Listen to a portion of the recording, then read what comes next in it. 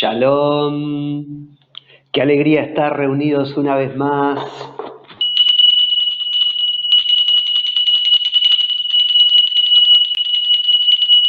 Orden en la sala, orden en la sala. Bueno, bienvenidos a un nuevo estudio. Ahora les voy a explicar por qué esto de la campana. Bienvenidos a un nuevo estudio en La Raíz, a estos estudios mesiánicos con Pablo Modernel en el canal de YouTube y por TELS TV cada viernes a las 20 horas. Qué lindo además esta iniciativa que se viene el 19 y 20 de noviembre por TELS del evento de oración a nivel de América. América, oramos por vos. Bueno, tengo acá una campana que consta de lo que sería el asa, si fuera una campana de campanario, porque del asa se cuelga. Esta, como es una campanita de mesa, tiene una especie de mango, podríamos decir, en vez de asa. Después está el cuerpo propiamente dicho de la campana, y adentro tenemos el badajo, que es lo que hace que la campana suene, ¿verdad? El badajo. Si yo le quitara el badajo a la campana, evidentemente la campana no sería en sí una campana. Tengo, por ejemplo, acá también, miren, para apagar las velas. Y esto tiene forma de campana, sin embargo, como no tiene badajo, no es una campana. El cuerpo del apagador de velas es igual al cuerpo de la campana, pero esto no es una campana porque no tiene el badajo. Para hacer una campana, el elemento necesita, en efecto, del badajo, necesita tener el cuerpo de campana con esa forma típica y obviamente necesita un asa o un mango desde el cual la campana se cuelgue para que pueda sonar o desde el cual alguien la agarre para que pueda sonar. Es decir, que podríamos decir que en la campana hay tres elementos que la componen y si removemos alguno de esos elementos la campana deja de ser campana. Entonces los tres elementos son la campana, pero a su vez por separado esos elementos son cosas independientes, podríamos decir. Bueno, ¿por qué estoy hablando de esto? Porque hoy vamos a comenzar en este nuevo estudio a bucear un poquito en el misterio de la Trinidad.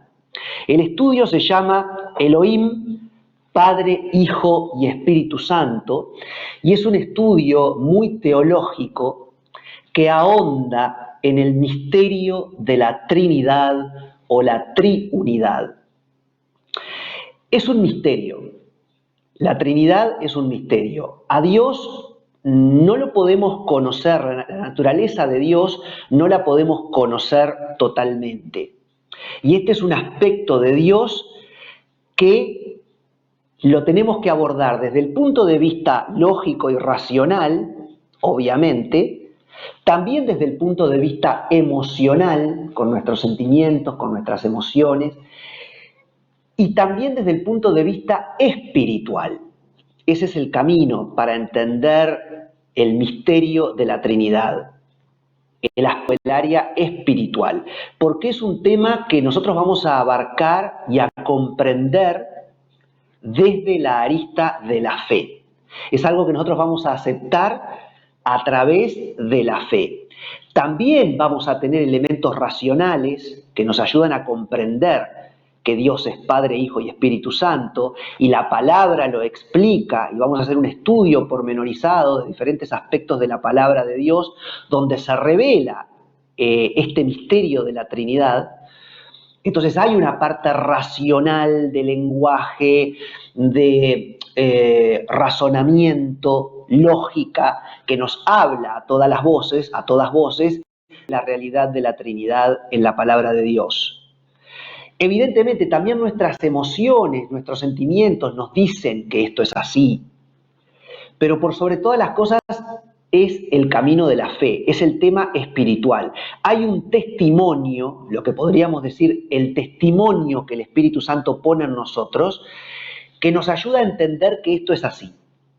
¿Viste cuando vos escuchás un maestro, por ejemplo, que está enseñando un tema de la palabra de Dios, específicamente, aunque lo podríamos también llevar a otros aspectos de la vida, pero vamos a concentrarnos en lo religioso. Cuando vos escuchás a algún maestro explicando algún tema de la palabra, viste que cuando hay como una sintonía con esa persona. Cuando lo que esa persona está enseñando es inspirado por el Espíritu de Dios, vos tenés como una sintonía, estamos en el mismo río, estamos en el mismo fluir. Cuando la persona empieza a enseñar algo que de pronto no se ajusta a la palabra de Dios, en general, al pueblo de Dios, y esto sin importar si la persona tiene mucha preparación intelectual o poca preparación intelectual, muchos años caminados en el Señor o pocos años caminados en el Señor, en general va a haber algo, cuando ese maestro enseña algo que no es correcto y que no se ata y que no corresponde con lo que es la palabra del Señor, va a haber algo que te dice, un testimonio en tu interior que te dice, esto no me cierra. Esto no me gusta, esto no, acá esto me hace ruido, como decimos comúnmente. Bueno, nosotros tenemos que discernir cuándo eso es solamente nuestra inteligencia o nuestras emociones y cuándo es el Espíritu de Dios. El Espíritu de Dios vive en nosotros. El Señor Jesús dijo que se iba, pero que iba a enviar el Espíritu Santo para que nos guiara toda la verdad.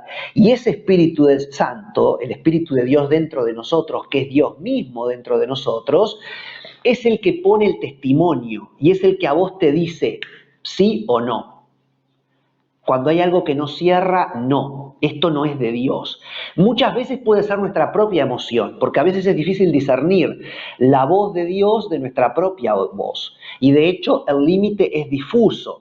Una vez que nosotros nos entregamos al Señor y comenzamos a vivir en sus caminos y a andar en sus caminos, el Espíritu Santo empieza a vivir en nosotros y hasta qué punto es el sentir de Dios y nuestro sentir, y hasta qué punto es el querer de Dios y nuestro querer, y hasta qué punto es yo haciendo las cosas o Dios en mí haciendo las cosas. Entonces a veces cuesta discernir cuándo es la voz nuestra y cuándo es la voz del Espíritu Santo. Pero si uno tiene esa comunión con el Señor, a lo largo de los años uno va afinando los oídos espirituales, el sabor espiritual, y uno llega a discernir cuándo es el Espíritu de Dios el que te está dando testimonio y es el que salta ahí como una luz roja diciéndote, no, esto no, o el que te da el aval y que te dice esto sí.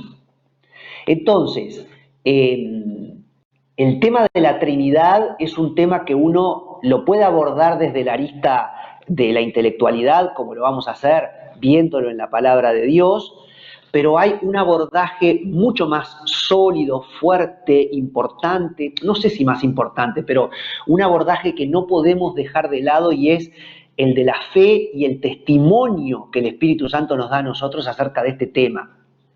Porque es un tema complejo, porque la naturaleza de Dios es compleja. Estamos hablando de la naturaleza del Dios creador.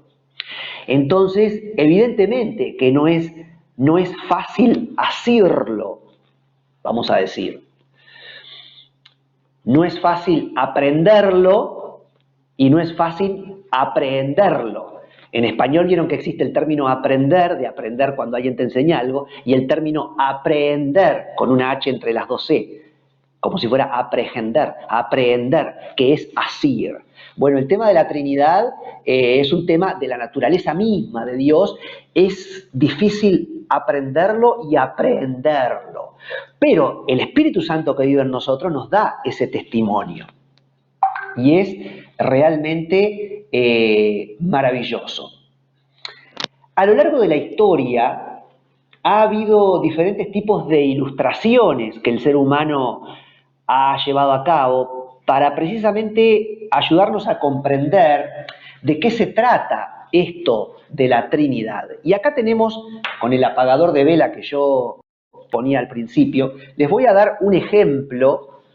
Los seres humanos a través en formas sencillas, en elementos de la naturaleza, han intentado explicarnos, algunos pensadores, algunos teólogos, cómo podemos entender la Trinidad. Evidentemente todos estos elementos no ilustran de manera exacta la Trinidad, pero de alguna manera nos ayudan a entender. Y así como yo empezaba con el ejemplo de la campana, también han habido teólogos, pensadores, que dicen que Dios es como una llama de fuego, como la llama de esta vela, en donde tú tenés una llama, por un lado, que la podemos ver, que tiene un color, que tiene una forma, que se mueve, y ahí tenemos tres aspectos de la llama. Tiene un color, tiene una forma, pero además se mueve, tiene vida. Pero por otro lado, esa llama, eso que es una llama, además nos alumbra, y además de alumbrarnos nos da calor. Entonces, eso es una llama. Una llama es esto que estoy viendo, con esta forma, con este color, con este titubear propio de la presencia del oxígeno, pero además una llama alumbra y una llama da calor. Y no se puede disociar una cosa de la otra. No hay forma de que la llama no te dé calor, no hay forma de que la llama no te alumbre, y no hay forma de que la llama tenga otra forma que esta, otro color, otro movimiento. Entonces, la llama es todo eso, son esas tres cosas. Es el que me da calor, es el que me alumbra, pero también es la forma. Bueno, este es un ejemplo que usaron algunos teólogos para tratar de explicar el misterio de la Trinidad. Voy a poner el candelabro ahí a un lado, lo voy a hacer. Pero, por ejemplo, tengo un ejemplo más típico, ¿verdad? Aquí tengo una caldera. Y adentro de esta caldera, ¿qué tengo? Miren lo que tengo adentro de la caldera. Agua. Tan sencillo como eso. Una caldera con agua. Estoy vertiendo el agua dentro de este otro contenedor, o continente, podríamos decir, y el agua tiene una forma líquida. Ahora, si yo me estuviera haciendo un té, esta agua no estaría fría, estaría caliente, y por lo tanto, de esta agua que puse acá adentro saldría vapor. Y ese es otro estado del agua, el estado de vapor, el agua en su estado de vapor. Pero también el agua, esta misma agua, si yo la llevo a la heladera y la dejo un buen rato en el refrigerador, va a quedar convertida en cubos de hielo, o se va a transformar como en una piedra. Es decir, que es el otro estado del agua, el estado sólido. Entonces tenemos el estado líquido del agua, pero también tenemos el vapor o el estado gaseoso y también tenemos el estado sólido. Y todo es agua. Un cubito de hielo es agua, el vapor de agua, que es como están formadas las nubes del cielo, es agua, y el estado líquido del agua, como en este momento, que además en Montevideo está lloviendo, pese a que estamos en primavera, bueno, el estado líquido del agua también es el agua. Entonces el agua tiene tres estados. Y hay teólogos que han intentado explicar la Trinidad para que la gente lo entienda de esa manera. ¿Es más agua el cubo de hielo o la nube, que es una agua en estado gaseoso, o el agua que corre de un río que está en estado líquido? ¿Cuál es más agua? ¿Cuál es agua y cuál no es agua? Todas son agua, pero son tres estados diferentes. Finalmente, tengo acá también un mate, la bebida típica como una especie de té, así como el té de los ingleses. Bueno, en Uruguay tomamos mate. Esto es un mate. El recipiente, el calabacín, la planta de la cual se hace el recipiente, que se llama mate, que proviene del guaraní, mati, y que significa precisamente recipiente para agua, según tengo entendido.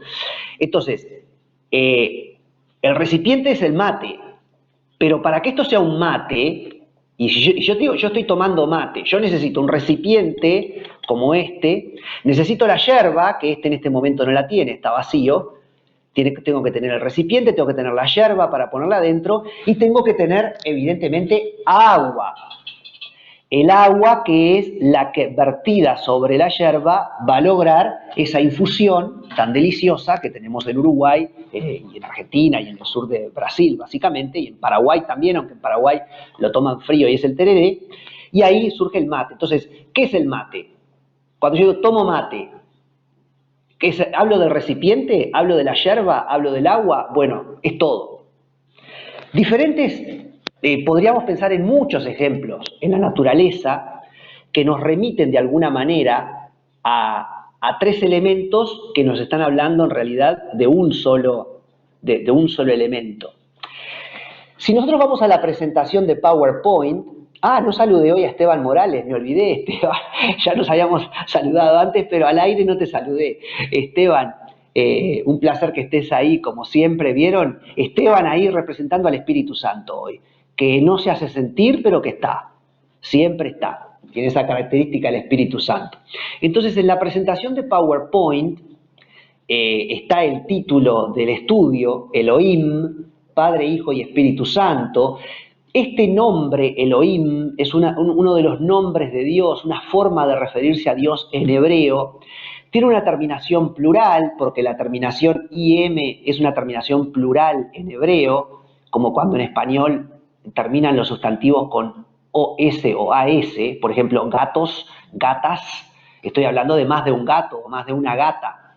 Bueno, Elohim es una terminación plural, también se puede entender como algo cuando es lo máximo en su esencia, lo más pleno en su esencia. Y es uno de los nombres de Dios, cuando dice que Dios crea al hombre, en el Génesis 1, una de las formas de referirse a Dios es Elohim, como si fuera más de un Dios, pero en realidad es un solo Dios. Lo que pasa que es plenipotenciario, diríamos, tiene toda la potencia dentro de sí mismo y esconde el Elohim la figura del Padre, del Hijo y del Espíritu Santo, como lo vamos a ver a lo largo de todo el estudio. Si pasamos a la siguiente diapositiva, hablando de ilustraciones, yo encontré esta que me gustó y que es, vieron que hay como 3 anillos verdes entrelazados, más al centro de la figura, y luego tenemos algo de rojo y otros colores, pero me gusta esto de estos 3 círculos o 3 anillos entrelazados, donde son diferentes, pero a la vez son como muy iguales y están muy unidos, como si uno no pudiera hacer sin el otro, pese a que hay 3 elementos ahí. Y en la siguiente diapositiva tenemos el famoso trébol, que es el que San Patricio en Irlanda, este maestro de la palabra, este santo, usó históricamente para enseñar sobre la Trinidad. Un trébol, hay algunos tréboles que son de 4 hojas, pero la mayoría de los tréboles son de 3. Ahora, si yo le remuevo una de las hojas, es como que ya no es un trébol. Para hacer un trébol necesita tener las 3 hojas. Y sin embargo, es un trébol, es un solo trébol, pero hay 3 hojas ahí. Sí, bueno, pero es un trébol. Y si le saco la hoja ya es como que no es un trébol. Para que sea trébol tiene que tener al menos 3 hojas, pero es un solo elemento. Es decir que, bueno, diferentes formas en las cuales la naturaleza de alguna manera nos puede estar hablando del Padre, el Hijo y el Espíritu Santo. Como es un tema tan complejo, y podés volver a mí para ya en un instante vamos a ir a la siguiente diapo, pero quiero explicarle un poquito a la gente que como es un tema complejo, evidentemente hay personas que no lo logran aprender y no lo logran aprehender, y hay personas que muchas veces, teólogos o estudiosos de la Biblia, o no sé si tan estudiosos o líderes de determinados movimientos que se levantaron y que comenzaron a dudar de la Trinidad por diferentes razones, como por ejemplo decir, bueno, existe solamente la figura del Padre, el Hijo es como si fuera un Dios menor que fue creado por Dios. Y esto lo vamos a ver, es una herejía muy importante que se llama arrianismo, que niega la eternidad de nuestro Señor Jesucristo. Entonces, así como esta herejía, otros movimientos creen que, por ejemplo, el Espíritu Santo es una especie de energía, pero que no es una persona como tal. Entonces, esto es desde el comienzo de la historia de la Iglesia, a partir de aquel glorioso Pentecostés en el cual el Espíritu Santo desciende y se convierte en 3.000 personas. Y si bien ya en el judaísmo encontramos trazos muy claros en el Antiguo Testamento del Padre, el Hijo y el Espíritu Santo como una triunidad, o como una trinidad, pero en manera especial en los primeros siglos del cristianismo fue cuando se empezaron a levantar diferentes corrientes que negaban esto, y que entonces los padres de la Iglesia, gente que tuvo una luz muy especial en los primeros siglos para fundamentar la enseñanza bíblica sobre bases sólidas, tuvieron una luz muy especial, ya lo he dicho en otros estudios, así como sucedió en la música con Bach, Mozart o Beethoven, que fueron la cúspide de la música. Hubo un momento histórico muy fuerte con estos padres de la Iglesia, que eran gente que dedicaba su vida entera al estudio exclusivo de la Biblia.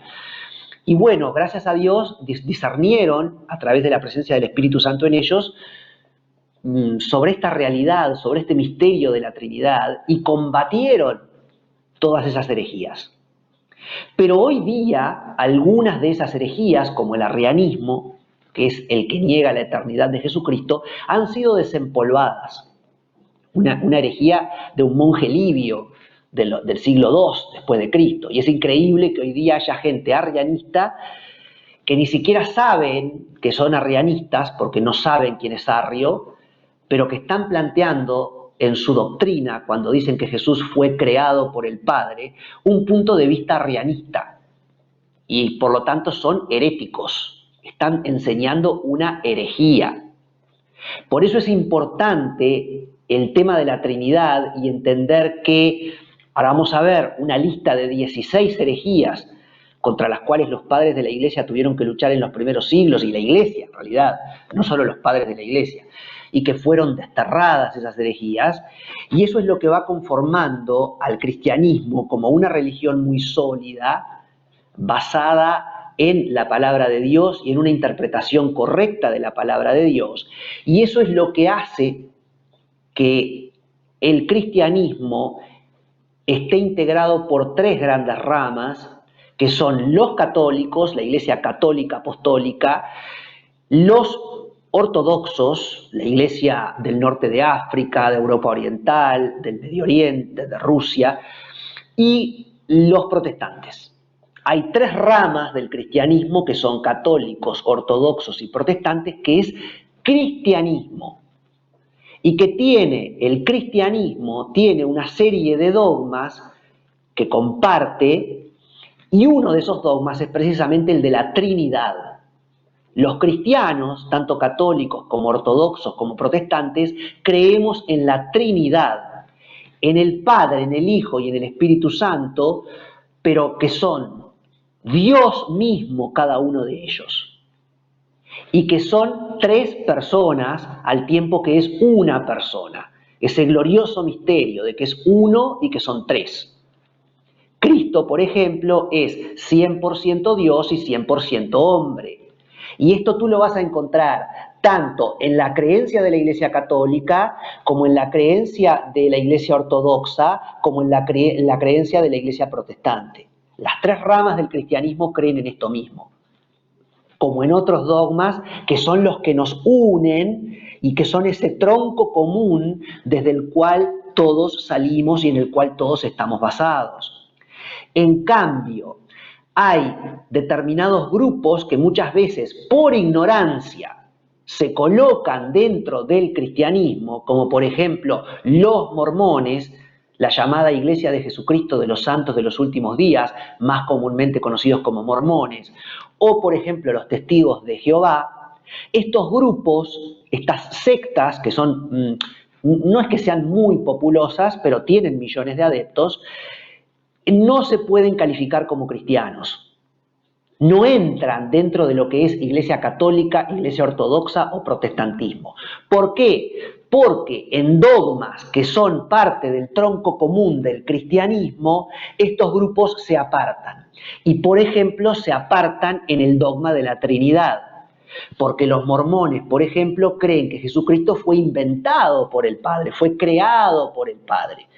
Y es como si fuera un Dios menor. Lo mismo los Testigos de Jehová. Entonces, tenemos que tener mucho cuidado y también pedirle a Dios que nos ayude a discernir cuándo estamos ante cristianos y cuándo no. ¿Qué es cristiano y qué no es? y tener la luz del Espíritu Santo para entender, no, esta gente no puede ser denominada cristiana porque está negando la divinidad de nuestro Señor Jesucristo, que es un tema gravísimo, gravísimo, es un pecado, es una herejía. Pero por otro lado también esto nos tiene que ayudar a entender, ojo, cuando muchas veces, porque no comulgamos con determinadas doctrinas de la Iglesia Católica, los acusamos duramente, nosotros los protestantes. Sí, yo puedo no comulgar con muchas doctrinas de la Iglesia Católica. La Iglesia Católica tiene 44 dogmas y nosotros como protestantes comulgamos con unos 30 y pico de esos dogmas. Pero hay algunos dogmas en los cuales tenemos diferencias. Un día después podemos hablar de esto.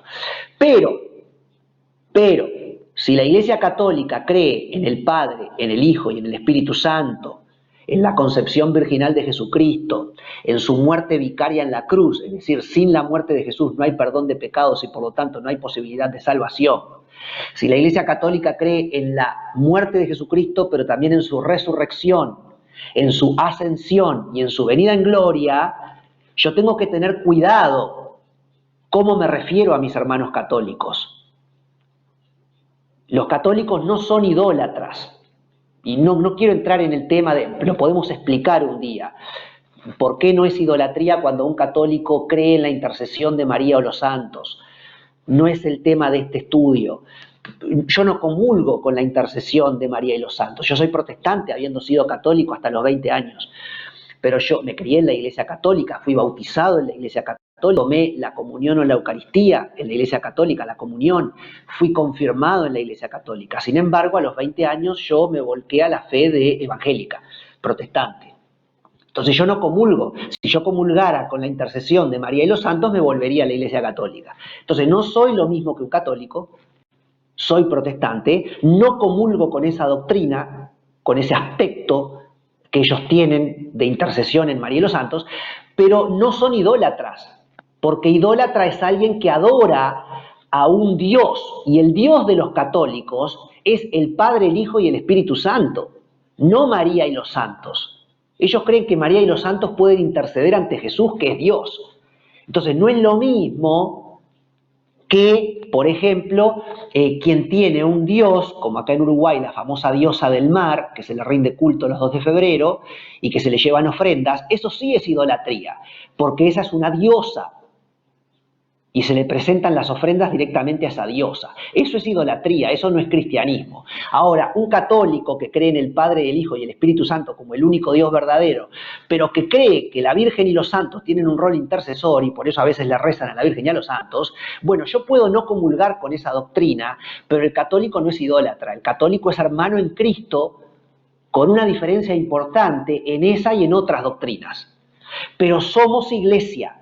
Tenemos un tronco común que nos une y que es demasiado fuerte como para querer hacer la vista gorda y decir que ese tronco común no está.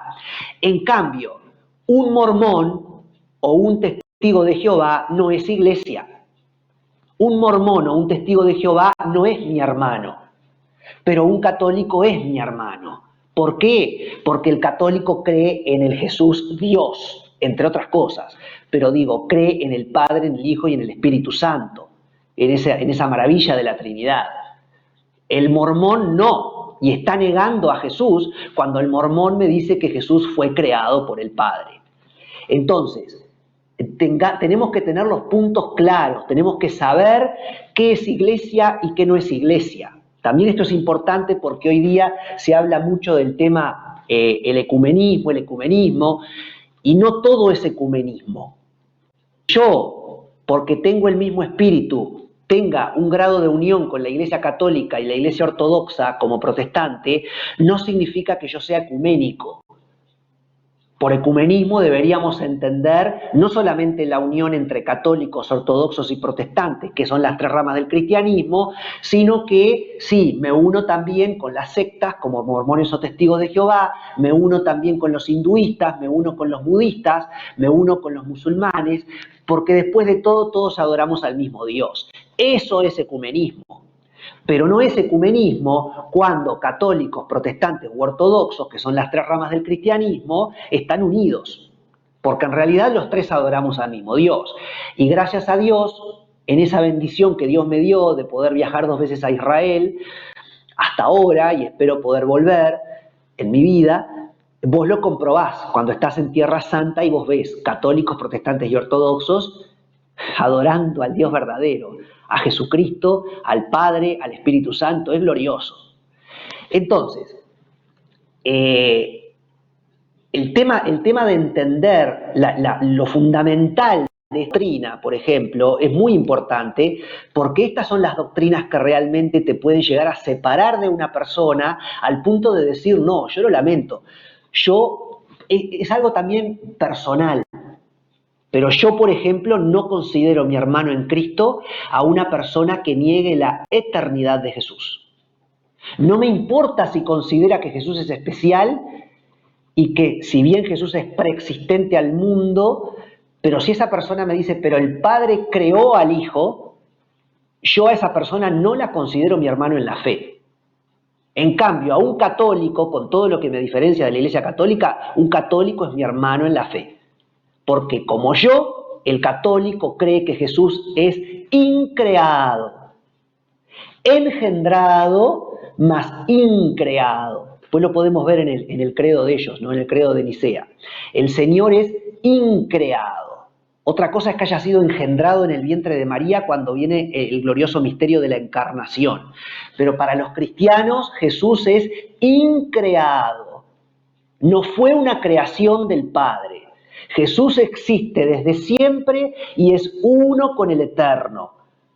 Y eso es lo que cree la Iglesia Católica, la Iglesia Ortodoxa y la Iglesia Protestante, las 3 ramas del cristianismo. Y una persona que no cree en eso, para mí, no es mi hermano en Cristo, porque es un tema realmente demasiado fundamental como para mirarlo de costado. Lo mismo quienes niegan al Espíritu Santo como persona y quienes pretenden decir que el Espíritu Santo es nada más que un humito, una energía, una fuerza vaga. No, el Espíritu Santo es persona, como lo dice la Iglesia Católica, la Iglesia Ortodoxa y la Iglesia Protestante.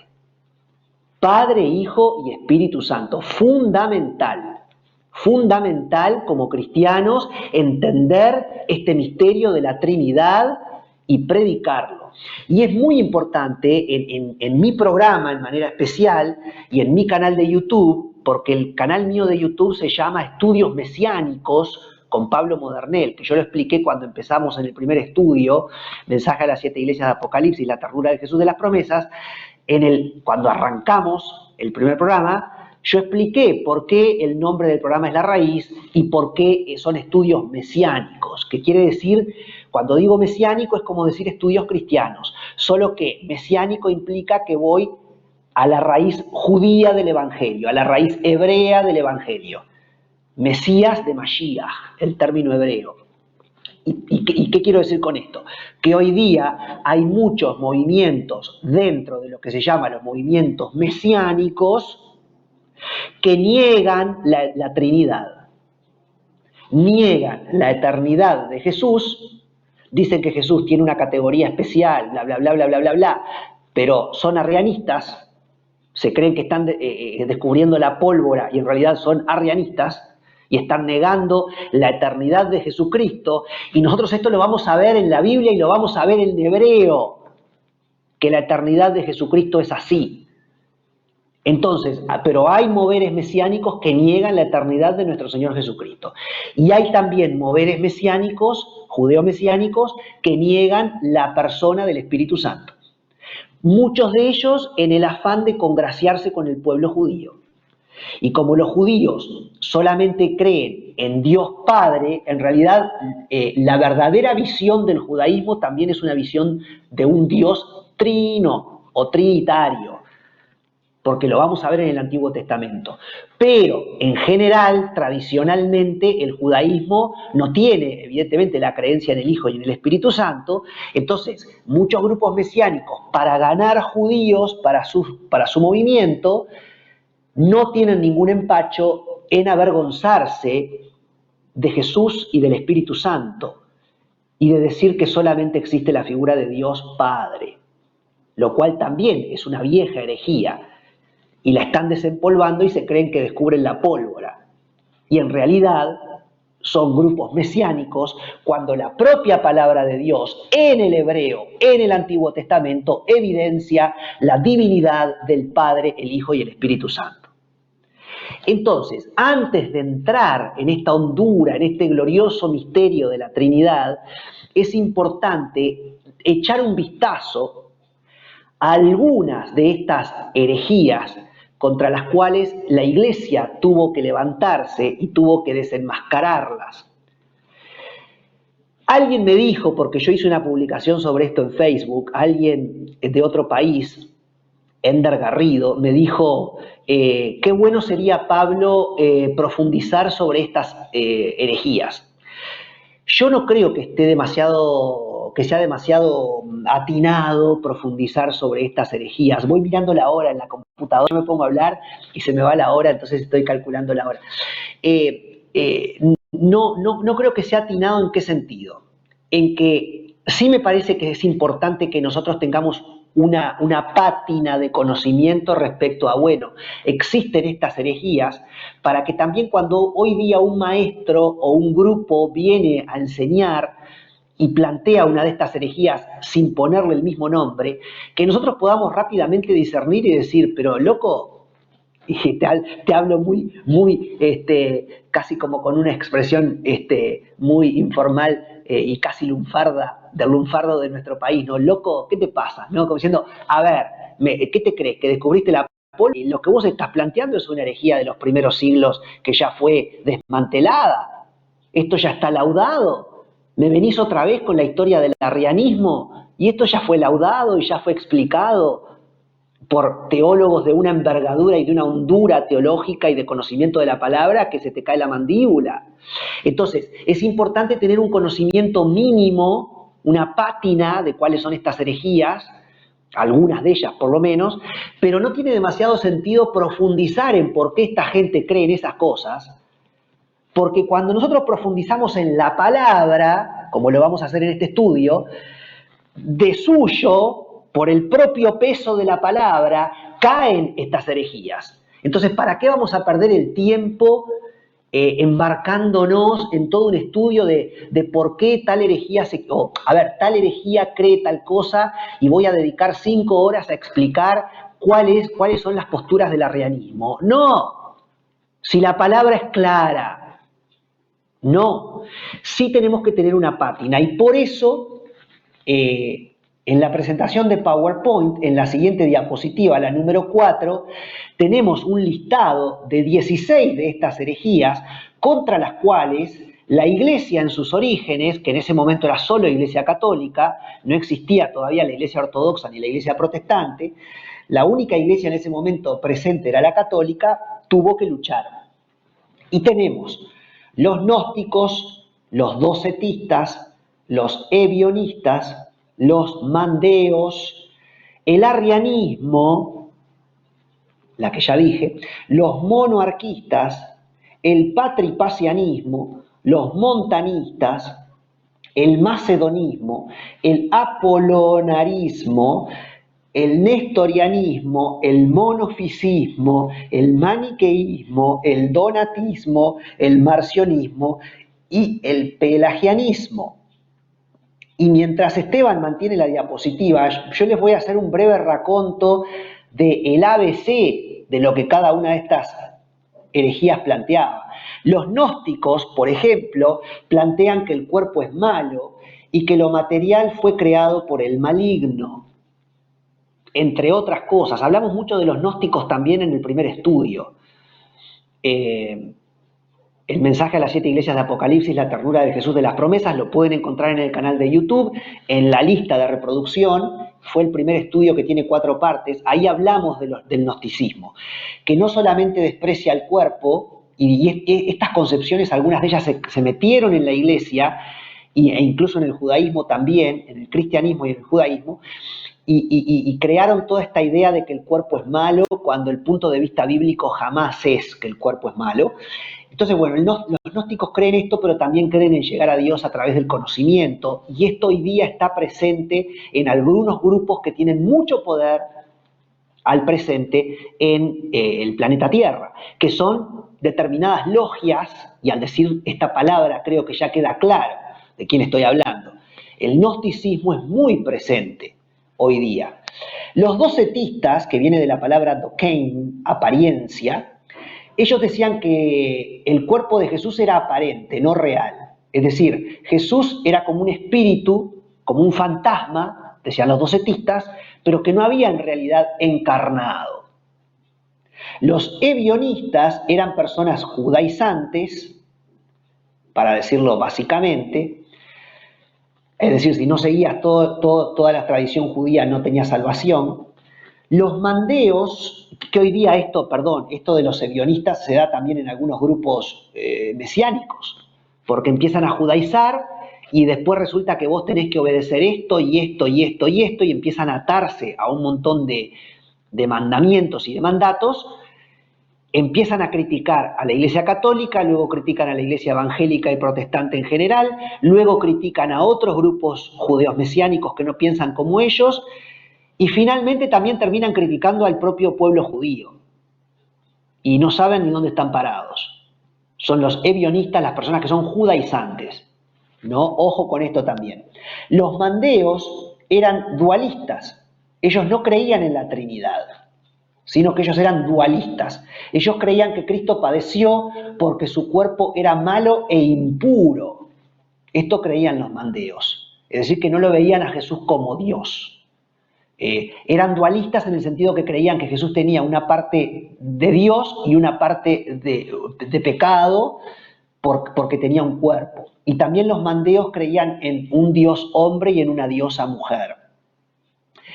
La quinta herejía ahí mencionada es el arrianismo, que es el que cree que solo el Padre existe, no el Hijo ni el Espíritu Santo, y en manera especial, es decir, no el Hijo y el Espíritu Santo como eternos, y en manera especial el arrianismo se mete con la figura del Hijo. Después voy a hablar un poquito más de esto, pero vamos a seguir con la otra. Los monarquistas decían que Cristo es solo un hombre adoptado por Dios. Es decir, Jesús es un hombre común y corriente que nace de María y José y Dios lo adopta. Y hay gente que empiezan a negar la eternidad de nuestro Señor Jesucristo y comienzan negando su eternidad, luego niegan la concepción virginal de Jesús en el vientre de María y finalmente terminan negando es decir, su divinidad, y dicen, no, Jesús fue hijo de José. Yo llegué a conocer personas que dijeron que decir que Jesús fue hijo de María es un invento de la Iglesia Católica. No, ¿tú nunca leíste los Evangelios? Por favor. Bueno, patripacianismo, niega la Trinidad, y Cristo es el Padre que se hizo hombre. ¿Verdad? No le dan el lugar que le tienen que dar al Espíritu Santo, y los patripacianos o patripacianistas creían que Cristo era el Padre, solo que era el Padre que se había hecho hombre. Los montanistas, lo cual, a ver, no, que Cristo sea Dios que se hizo hombre, sí, pero es Dios la figura del Hijo que se hace hombre. Porque si no, no podríamos explicar muchísimos pasajes en donde evidentemente hay dos personas. Una persona es la figura del Padre y otra la figura del Hijo, pero los dos son Dios. Los montanistas decían que todo lo material era malo y entonces decían que como Cristo venía allá, había que huir a las montañas, alejarse de todo porque Cristo venía allá. ¿Se acuerdan cuando Pablo le dice a los tesalonicenses, ojo, el Señor no va a venir sin que antes se manifieste el hombre de pecado? Porque ya había gente que decía, Cristo viene ya, en Tesalónica. Bueno, siglos después, unos 100 años después, surgen los montanistas, que le deben su nombre a su líder, Montano, que justamente decía, bueno, no, todo lo material es malo, el Señor viene ya, vámonos a las montañas, vamos a abandonar todo porque lo importante es lo espiritual. El macedonismo niega la divinidad del Espíritu Santo, no la del Padre y la del Hijo, pero sí la del Espíritu Santo. El apolonarismo dice que Cristo no tenía alma, sino una naturaleza divina. Sí un cuerpo, pero no un alma. Es decir, que negaban la existencia del alma en Jesús. Jesús solo tuvo un cuerpo y un espíritu, pero no tenía alma. No sé, solamente ellos pueden entender esa idea, porque el alma son las emociones, la inteligencia, el pensamiento, y Jesús hablaba, razonaba, sentía, no sé. Nestorianismo: en Cristo habitan dos seres separados, un Dios y un hombre. Error. Cristo es 100% Dios y 100% hombre, pero Cristo es un solo ser. No hay una dualidad, sino una integralidad. El monofisismo cree que la naturaleza divina de Cristo absorbió la humana, como diciendo, bueno, Cristo nació de María la Virgen, que era una judía de la tribu de Judá, pero lo que pudiera ser naturaleza pecaminosa fue absorbido por la naturaleza divina de Dios, y finalmente Cristo perdió la naturaleza humana. Nunca la Biblia dice eso. Si Cristo hubiera perdido su naturaleza 100% humana, nunca hubiera podido morir en la cruz. El maniqueísmo es dualista, cree que en dos dioses que crean las cosas: Hormuz, el creador de la luz, y Ahriman, la oscuridad.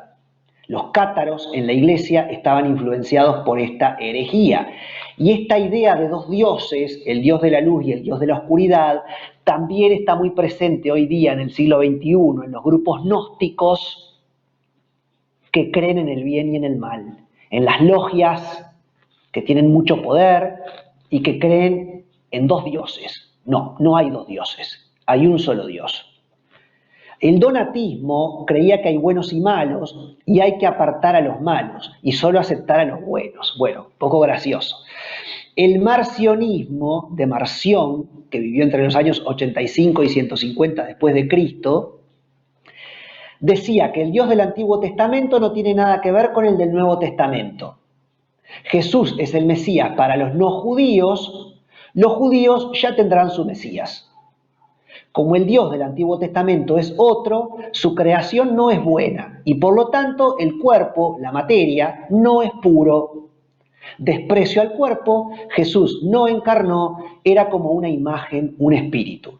Acá tenemos el marcionismo, y esto también se relaciona con personas que hoy día desprecian el Antiguo Testamento, porque así como tenemos a los ebionistas o judaizantes que empiezan a despreciar el Nuevo Testamento por abrazar más y más y más y más algunos aspectos del Antiguo Testamento, también podemos tener gente marcionista hoy día que desprecia el Antiguo Testamento. Ojo con eso también, porque el Antiguo Testamento es palabra inspirada por Dios y tiene mucho para enseñarnos y para decirnos. Y si vos negás el Antiguo Testamento, estás negando el Nuevo Testamento también.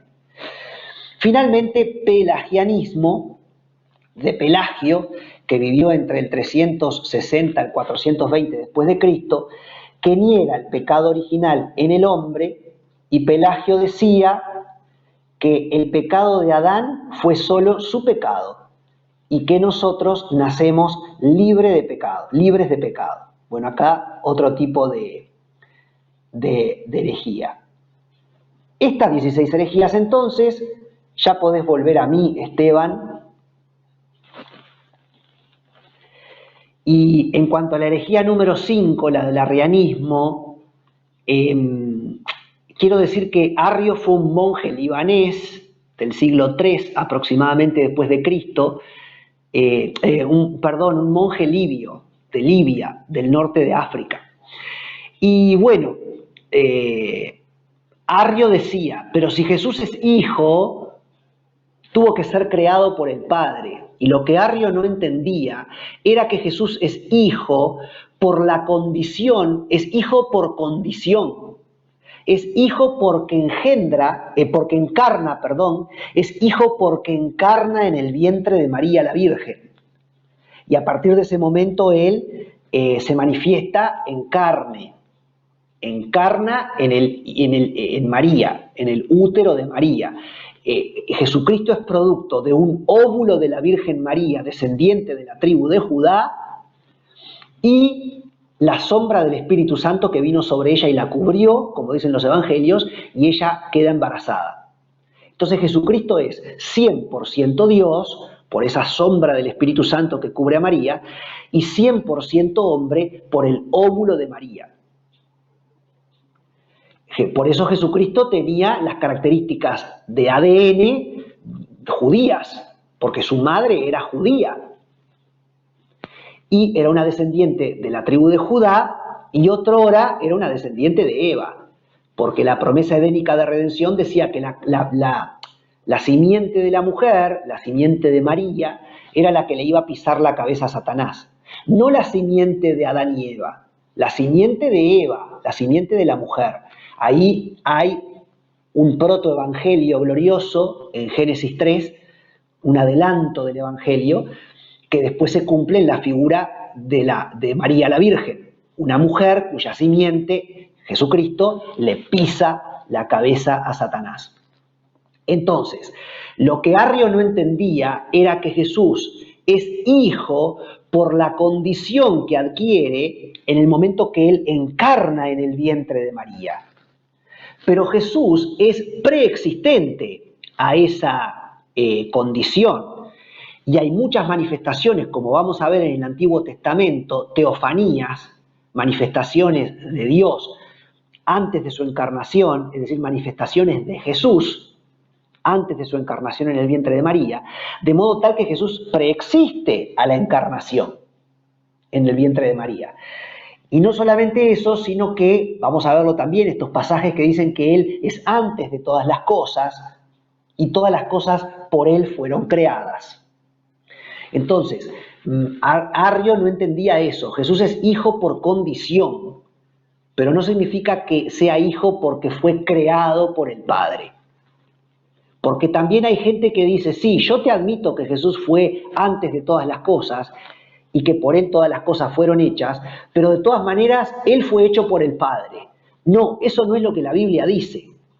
La Biblia dice que en Él fueron creadas todas las cosas, que Jesús creó y que era uno con el Eterno ya en Génesis 1, creando a través de, creando junto con el Padre y con el Espíritu Santo. Es decir, Jesús es eterno, esto es fundamental.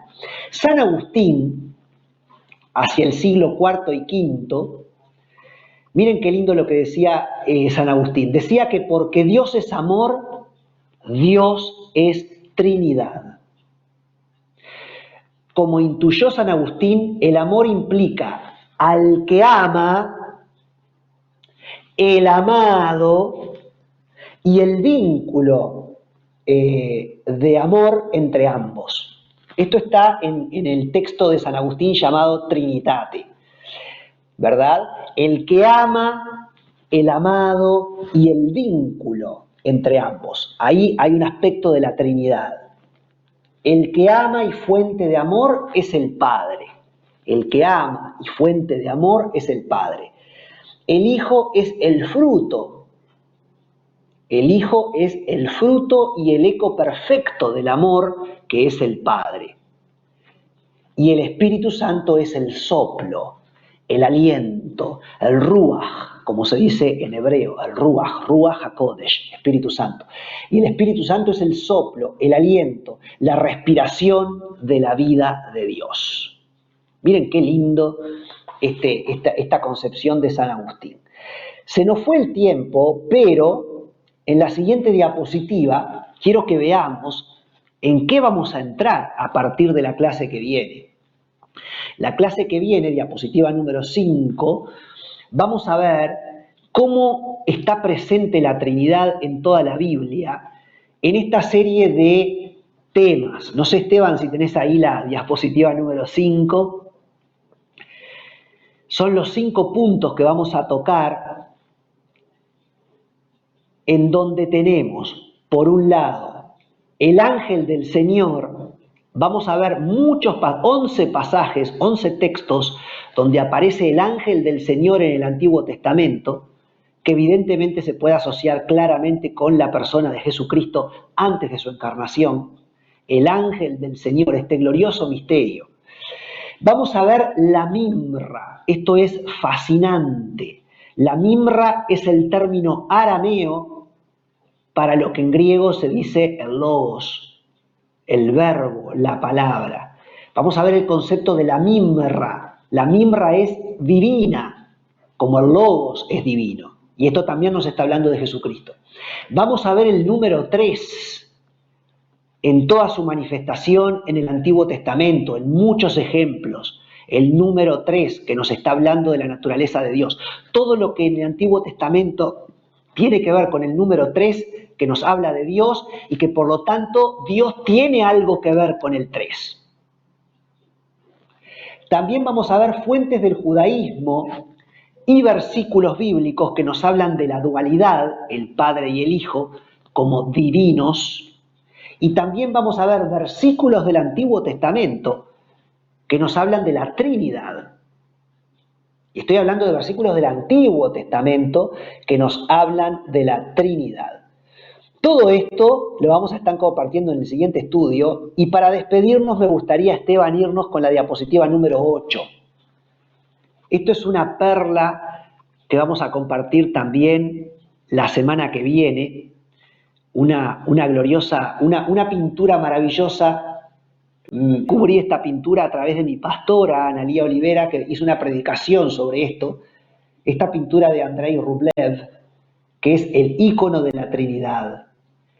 Y vamos a estar, es glorioso, la interpretación de esto es gloriosa, todo lo que podemos descubrir en esta pintura y se relaciona con el pasaje, uno de los pasajes que habla del misterioso ángel del Señor en Génesis, pero miren qué lindo lo que está ahí escrito, ¿no? Para que los hombres que contemplen la Santa Trinidad venzan el odio desgarrador del mundo. Esto era lo que decía Andrei Rublev, este monje ruso que se tomó 14 años en pintar el ícono de la Trinidad, que está lleno de detalles gloriosos.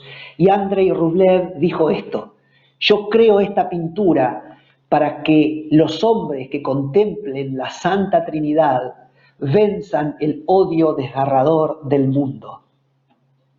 Maravilloso, maravilloso. Ahora sí, Esteban, podés volver a mí.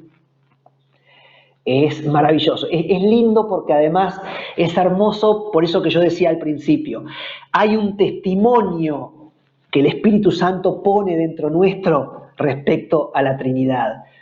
Hay un testimonio, es algo que yo no soy ortodoxo, yo soy protestante. Me formé en la Iglesia Católica hasta mis 20 años, pero soy protestante hace más de 30 años. Yo no soy ortodoxo tampoco, soy protestante, no ortodoxo. Pero sin embargo, cuando veo el ícono de la Trinidad de Andrei Rublev, este monje ortodoxo de la Iglesia Ortodoxa, y cuando leo lo que él quiso transmitir, y cuando estudio y me abismo en esa contemplación de la que él habla y entiendo todo lo que esta pintura me está diciendo acerca del Padre, el Hijo y el Espíritu Santo, el Espíritu Santo que vive en mí me da testimonio y me pone de la mano con Andrei Rublev y me hace sentir que ese hombre que vivió en la Edad Media es mi hermano y un día yo voy a estar sentado con él compartiendo el pan y el vino con nuestro Señor Jesucristo. Eso es algo que nadie te puede robar. Y eso es algo que no se entiende y no se discierne solamente con el pensamiento o solamente con los sentimientos y las emociones. Es el testimonio del Espíritu Santo que vive en mí y que vivió en Andrei Rublev y que vive en cada uno de ustedes y que por eso cuando escuchás y cuando mirás y cuando entendés, sentís lo mismo que siento yo y sentís lo mismo que sintió Andrei Rublev. Pero no es solamente un sentimiento humano de una emoción. Es el testimonio del Espíritu Santo que vive en nosotros y que nos habla, y que nos está hablando del Padre, del Hijo y del Espíritu Santo. Así que bueno, hasta acá hemos llegado con esta primera parte del estudio Elohim, Padre, Hijo y Espíritu Santo. Te espero la semana próxima. Ha sido un placer.